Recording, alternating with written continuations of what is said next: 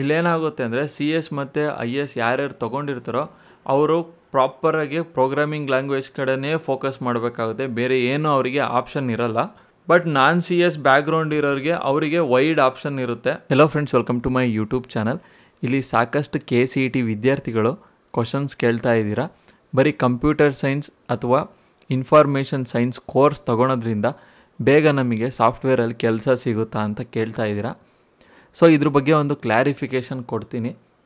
ಈ ವಿಡಿಯೋನ ಸ್ಟಾರ್ಟ್ ಮಾಡೋದಕ್ಕಿಂತ ಮುಂಚೆ ಏಕೆ ನೀವು ಈ ವಿಡಿಯೋನ ನೋಡಬೇಕು ಅನ್ನೋದಾದರೆ, ಸೊ ನಾನು ಒಬ್ಬ ಸಾಫ್ಟ್ವೇರ್ ಇಂಜಿನಿಯರ್ ಆಗಿರೋದ್ರಿಂದ ನನ್ನ ಎಕ್ಸ್ಪೀರಿಯೆನ್ಸ್ನ ನಾನು ಶೇರ್ ಮಾಡ್ತಾ ಹೋಗ್ತೀನಿ.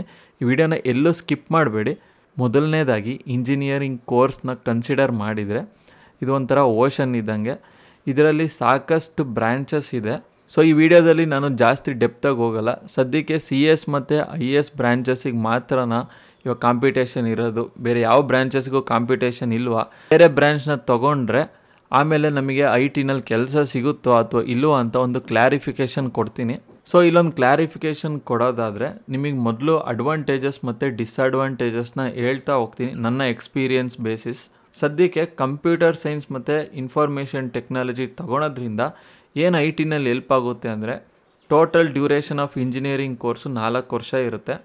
ಸೊ ನೀವೇನಾದರೂ ಇವಾಗಲೇ CS ಅಥವಾ IS ತೊಗೊಂಡ್ರೆ, ಸೊ ಇವಾಗಿಂದಲೇ ನೀವು ಸ್ಟ್ರಾಂಗಾಗಿ ಪ್ರೋಗ್ರಾಮಿಂಗ್ ಲ್ಯಾಂಗ್ವೇಜಸ್ನ ಕಲಿತಾ ಹೋಗ್ಬೋದು. ಹಾಗಂತ ಬೇರೆ ಬ್ರಾಂಚ್ ತೊಗೊಂಡ್ರೆ IT ಕೆಲಸ ಸಿಗಲ್ಲ ಅಂತ ಏನಿಲ್ಲ. ಸೊ ಎಲ್ಲರೂ CS ಮತ್ತು IS ಬ್ರಾಂಚ್ನ ತೊಗೊಳಕ್ಕಾಗಲ್ಲ.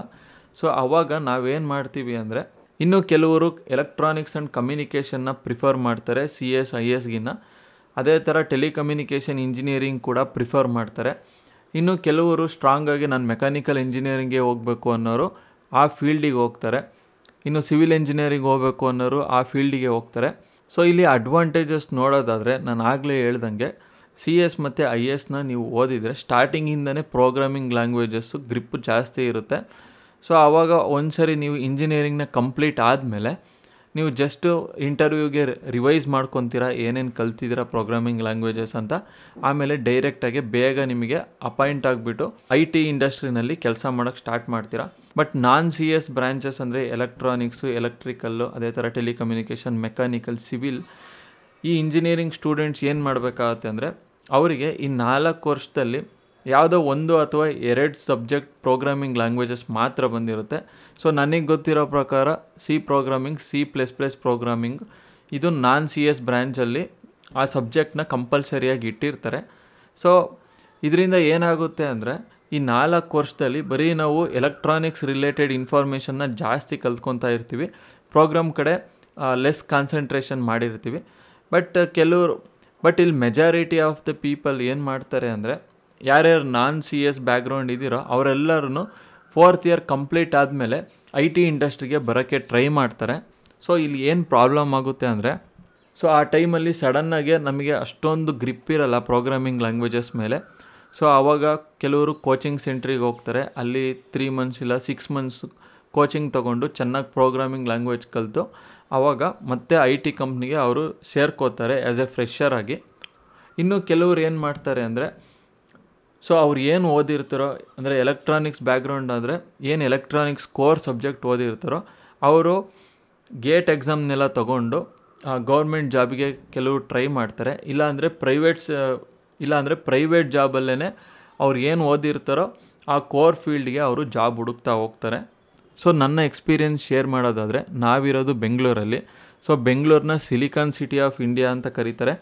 ಇಡೀ ಪ್ರಪಂಚನೇ ಬೆಂಗಳೂರು ಕಡೆ ಬರ್ತಿರ್ಬೇಕಾದ್ರೆ, ಸೊ ಇಲ್ಲಿ ಏನಾಗುತ್ತೆ ಅಂದರೆ most of the non CS ವಿದ್ಯಾರ್ಥಿಗಳು ಕೂಡ IT ಇಂಡಸ್ಟ್ರಿಗೆ ಜಾಯ್ನ್ ಆಗೋಕ್ಕೆ ಶುರು ಮಾಡ್ತಾರೆ. ಇನ್ನು ಡಿಸ್ಅಡ್ವಾಂಟೇಜಸ್ಸಿಗೆ ಬರೋದಾದರೆ, ಇಲ್ಲೇನಾಗುತ್ತೆ ಅಂದರೆ CS ಮತ್ತು IS ಯಾರ್ಯಾರು ತೊಗೊಂಡಿರ್ತಾರೋ ಅವರು ಪ್ರಾಪರಾಗಿ ಪ್ರೋಗ್ರಾಮಿಂಗ್ ಲ್ಯಾಂಗ್ವೇಜ್ ಕಡೆನೇ ಫೋಕಸ್ ಮಾಡಬೇಕಾಗುತ್ತೆ, ಬೇರೆ ಏನೂ ಅವರಿಗೆ ಆಪ್ಷನ್ ಇರಲ್ಲ. ಬಟ್ ನಾನ್ CS ಬ್ಯಾಕ್ಗ್ರೌಂಡ್ ಇರೋರಿಗೆ ಅವರಿಗೆ ವೈಡ್ ಆಪ್ಷನ್ ಇರುತ್ತೆ. ಇನ್ನೂ ಬೆಟರಾಗಿ ಎಕ್ಸಾಂಪಲ್ ಕೊಡೋದಾದರೆ, ನೀವು PUCನ ಸ್ಟಾರ್ಟ್ ಮಾಡಬೇಕಾದ್ರೆ ಕೆಲವರು ಐಡಿಯಾ ಇರೋರು ಏನು ಮಾಡಿರ್ತಾರೆ ಅಂದರೆ, ನಾನು ಫ್ಯೂಚರಲ್ಲಿ ಇಂಜಿನಿಯರಿಂಗೇ ಹೋಗಬೇಕು ಅನ್ನೋರು PCM CS ತೊಗೊಂಡಿರ್ತಾರೆ. ಇನ್ನೂ ಕೆಲವರಿಗೆ ಅಷ್ಟೊಂದು ಐಡಿಯಾ ಇರಲ್ಲ, ನಾನು ಇಂಜಿನಿಯರಿಂಗ್ ಹೋಗ್ತೀನೋ ಇಲ್ಲ ಮೆಡಿಕಲ್ ಫೀಲ್ಡಿಗೆ ಹೋಗ್ತೀನೋ ಇಲ್ಲ ಬೇರೆ ಯಾವುದೇ ಫೀಲ್ಡಿಗೆ ಹೋಗ್ತೀನೋ ಅಂತ ಐಡಿಯಾ ಇಲ್ದವ್ರು ಏನು ಮಾಡ್ತಾರೆ, PCMB ತೊಗೊತಾರೆ. PCMB ತೊಗೊಂಡಿರೋರಿಗೆ ತುಂಬ ಚಾಯ್ಸಸ್ ಇರುತ್ತೆ. ಅದೇ ಥರ ನಾನ್ CS ಬ್ಯಾಕ್ಗ್ರೌಂಡವ್ರಿಗೆ ಕೂಡ ತುಂಬ ಚಾನ್ಸಸ್ ಇರುತ್ತೆ. ಅವರು IT ಫೀಲ್ಡಿಗಾರು ಬರ್ಬೋದು, ಇಲ್ಲ ಅವ್ರ ಕೋರ್ ರಿಲೇಟೆಡ್ಗಾರು ಹೋಗ್ಬೋದು. ಇದು ಒಂದು ಅಡ್ವಾಂಟೇಜಸ್ಸು ನಾನ್ CS ಬ್ಯಾಕ್ಗ್ರೌಂಡಿಗೆ. ಮತ್ತು ಇದೊಂದು ಡಿಸ್ಅಡ್ವಾಂಟೇಜಸ್ ಆಗುತ್ತೆ CS ಮತ್ತು IS ಪೀಪಲ್ಸಿಗೆ. ಸೊ ಇಲ್ಲೊಂದು ಕ್ಲಾರಿಟಿ ಕೊಟ್ಟಿದ್ದೀನಿ ಅಂದ್ಕೊಳ್ತೀನಿ. ನಿಮಗೆ ಏನೇನು ಡೌಟ್ ಇರುತ್ತೋ ದಯವಿಟ್ಟು ಕಾಮೆಂಟ್ ಬಾಕ್ಸಲ್ಲಿ ತಿಳಿಸಿ. ನನ್ನ ಎಕ್ಸ್ಪೀರಿಯೆನ್ಸ್ ಯೂಸ್ ಮಾಡ್ಕೊಂಡು ನಾನು ಪ್ರತಿಯೊಬ್ಬರಿಗೂ ಕಾಮೆಂಟ್ಗೆ ರಿಪ್ಲೈ ಮಾಡೋಕ್ಕೆ ಶುರು ಮಾಡ್ತೀನಿ. ಮತ್ತು ಬೇರೆ ಟಾಪಿಕ್ ಬಗ್ಗೆ ಏನಾದ್ರು ನಿಮ್ಗೆ ಡೀಟೇಲ್ ವೀಡಿಯೋ ಬೇಕು ಅಂದರೆ ಕಾಮೆಂಟ್ ಸೆಕ್ಷನಲ್ಲಿ ಹಾಕಿ, ಅದನ್ನು ಕೂಡ ವೀಡಿಯೋ ಮಾಡಿ ನಾನು ಅಪ್ಲೋಡ್ ಮಾಡ್ತೀನಿ. ಈ ವಿಡಿಯೋ ನಿಮಗೆ ಇಷ್ಟ ಆಯಿತು ಅಂದ್ಕೊಂಡು, ಇನ್ನೂ ಯಾರು ನಮ್ಮ ಚಾನಲ್ನ ಸಬ್ಸ್ಕ್ರೈಬ್ ಮಾಡಿಲ್ವೋ ಸಬ್ಸ್ಕ್ರೈಬ್ ಮಾಡಿ. ಮುಂದಿನ ವೀಡಿಯೋದಲ್ಲಿ ಭೇಟಿಯಾಗೋಣ ಫ್ರೆಂಡ್ಸ್.